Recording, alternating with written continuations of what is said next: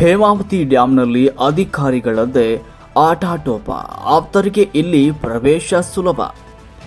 ಗೊರೂರಿನ ಹೇಮಾವತಿ ಜಲಾಶಯದಲ್ಲಿ ಅಧಿಕಾರಿಗಳದ್ದೇ ಆಟಾಟೋಪ ಎನ್ನುವಂತಾಗಿದೆ. 80,000ಕ್ಕೂ ಅಧಿಕ ಕ್ಯೂಸೆಕ್ ನೀರನ್ನ ಜಲಾಶಯದಿಂದ ನದಿಗೆ ಹರಿಸಲಾಗುತ್ತಿದೆ. ಮುನ್ನೆಚ್ಚರಿಕೆ ಕ್ರಮವಾಗಿ ಪ್ರವಾಸಿಗರ ಪ್ರವೇಶವನ್ನ ನಿರ್ಬಂಧಿಸಲಾಗಿದೆ. ಆದರೆ ಇಂದು ಜಲಾಶಯ ಯೋಜನೆ ಅಧಿಕಾರಿಗಳು ತಮಗೆ ಬೇಕಾದವರನ್ನ ಒಳಗೆ ಬಿಡ್ತಾ ಇದ್ದಾರೆ. ಜಲಾಶಯ ವೀಕ್ಷಣೆಗೆ ಸಾವಿರಾರು ಜನರು ಗೇಟ್ನಲ್ಲಿ ನಿಂತು ಪೊಲೀಸರಿಗೆ ಹಿಡಿಶಾಪವನ್ನ ಹಾಕ್ತಿದ್ದಾರೆ.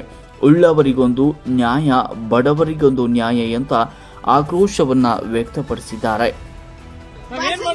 ಹೊರಗಡೆಯಿಂದ ಬಂದಿರ್ತೀವಿ, 10 ದಿನ ನೀರು ಬಿಡೋದು ಅಷ್ಟೇ. ಇವರು ಬಾಕಿ ಬಿಡಲ್ಲ, ಬಾಕಿ ನಾಯಿನ ಓಡೋಣ ಇಲ್ಲಿ ಇವತ್ತು ಬೇಕಾದ್ರೆ ಬಿಡ್ತಾರೆ, ನಮ್ಮನೆ ಬಿಡಲ್ಲ. ನಾವೇನ್ ಮಾಡಿದೀವಿ?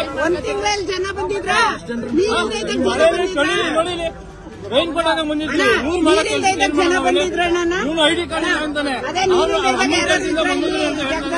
ಏನ್ ಮಾಡಕ್ಕೆ ನೀರಿಲ್ದೇ ಜನ ಇಲ್ಲಿ